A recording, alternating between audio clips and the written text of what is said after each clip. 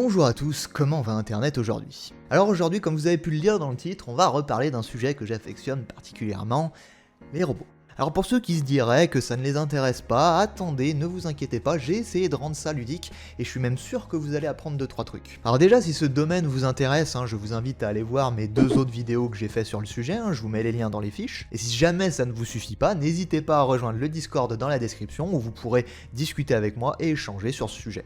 Et donc on va entamer cette vidéo par les différentes marques de robots. Alors oui, c'est comme les voitures, il y a différentes marques, chacune ont leurs avantages, leurs particularités, leurs inconvénients, mais ne vous inquiétez pas, je vais pas rentrer dans les détails techniques non plus. Alors je vais pas les toutes les citer, parce qu'il y en a quand même pas mal, genre Panasonic.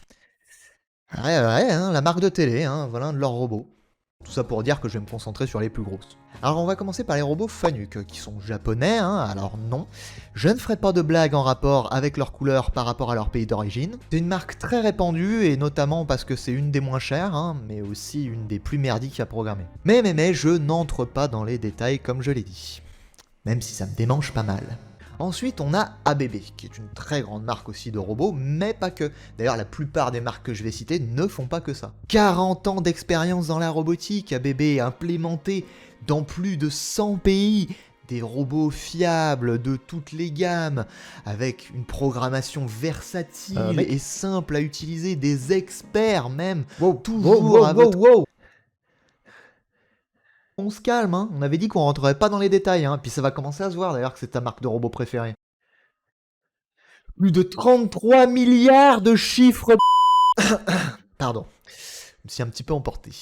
Bon, sur ce, on continue sur la prochaine marque qui est Stobli. Et là, on peut presque dire Cocorico parce que c'est d'origine suisse. Et c'est implémenté en France depuis 1909, près d'Annecy, à Faverges. Ouais, j'avais juste envie de caler le mot Faverges, parce que y a verge dedans et je trouve ça marrant. Bon, on va passer à autre chose, et on finit avec la marque Kuka. Désolé. Oh la ronfle de boomer, en plus personne va comprendre. Bref, c'est une entreprise très connue qui est basée en Allemagne. Alors pourquoi je vous raconte ça, vous me direz? Eh bien, si le métier de roboticien vous intéresse, vous serez très probablement amené à manipuler toutes ces marques de robots, et donc il faudra vous y adapter. Mais c'est quand même aussi ce qui rend le boulot intéressant. On pourrait en citer d'autres, comme Adept, Yaskawa, Kawasaki même, oui, les motos ça leur a pas suffi, mais elles sont globalement moins présentes en Europe. On passe donc maintenant aux différents types de robots. Le premier, le plus basique, celui que vous vous imaginez tous, qui est le bras articulé. C'est généralement celui qu'on voit d'ailleurs dans les reportages. On peut d'ailleurs pas mal le comparer à un bras humain. Il est composé de 6 axes de rotation, ce qui lui offre quand même une liberté de mouvement et une versatilité au niveau industriel très large. Et grâce à ça, on les voit dans énormément de domaines industriels, jusqu'à même la peinture. En fait comme lui. Si, lui. C'est le stagiaire. Attendez, si vous le connaissez pas, ça veut dire que vous venez pas assez sur les lives Twitch, ça. Oui, n'oubliez pas, je live jusqu'à 3 fois par semaine, le lundi, le jeudi et le samedi. Venez quand même, on rigole bien. Allez, le moment auto-promo, c'est fait. Bon, pour en revenir à nos robots articulés, il en existe de toutes les tailles, et d'ailleurs le plus grand revient à un Fanuc, qui est le M2000IA 1700L, qui fait plus de 4,60 m d'envergure et peut soulever jusqu'à 1700 kg.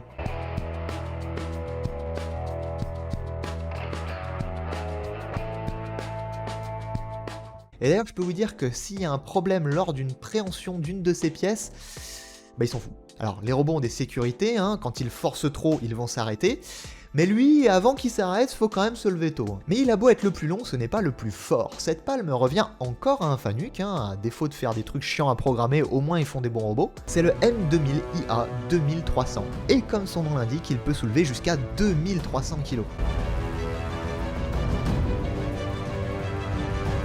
Imaginez le truc qui peut soulever une voiture et votre daronne en même temps dedans. Imagine what else you could do with a 2.3 ton payload. Et c'est sur cette magnifique blague de mauvais goût que l'on va passer au prochain type de robots qui sont les robots SCARA. Ils ont généralement 4 axes de rotation et ils sont très pratiques pour des opérations d'assemblage ou de mise en barquette par exemple. Étant donné que c'est des robots beaucoup plus petits, on les retrouve quand même dans moins de domaines. Mais par contre, là où ils sont, c'est les meilleurs. Et oui, parce qu'on a vu le plus long et le plus fort, mais pas le plus rapide. Et cette médaille-là, elle revient au TP80 de chez Stobli. Encore une fois que c'est pas un Fanuc, un maximum de 200 coups minutes et une répétabilité de 5 centièmes de millimètre. Ah, je sais pas pour vous, mais moi, voir ça, T'as envie de chialer des fois.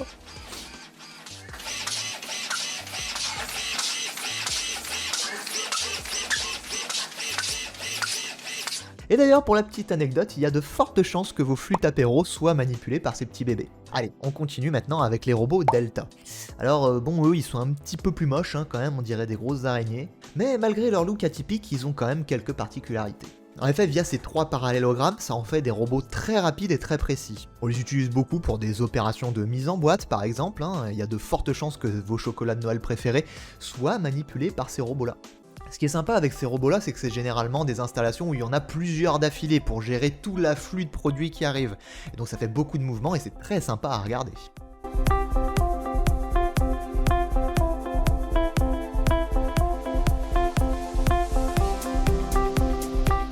Allez, on passe au dernier type de robot qui est le robot collaboratif. Alors, ne vous inquiétez pas, rien à voir avec les heures les plus sombres de notre histoire. La particularité de ces robots, c'est qu'ils peuvent travailler au contact de l'homme. Et oui, le trait commun de tout ce qu'on vient de voir, c'est qu'ils vont très vite.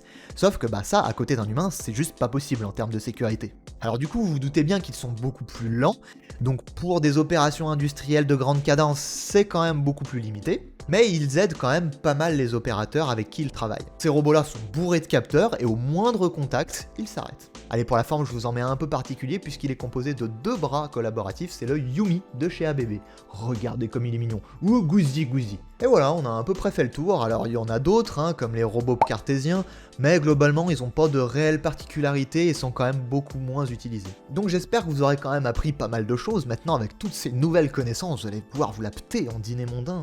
Et toi, qu'est-ce que tu penses des robots SCARA dans l'industrie pharmaceutique? C'est de la weed, hein. Ouais, c'est de la bonne, t'en veux? Bref, j'espère qu'avec ça, vous apprécierez déjà mieux le milieu de l'industrie et de la robotique. Après tout, c'est quand même en grande partie grâce à ces robots qu'on peut avoir autant de produits dans autant de quantités dans nos rayons de supermarché préférés. Et ils préservent aussi bien la santé des êtres humains, hein, puisque au final, un robot il fait quoi?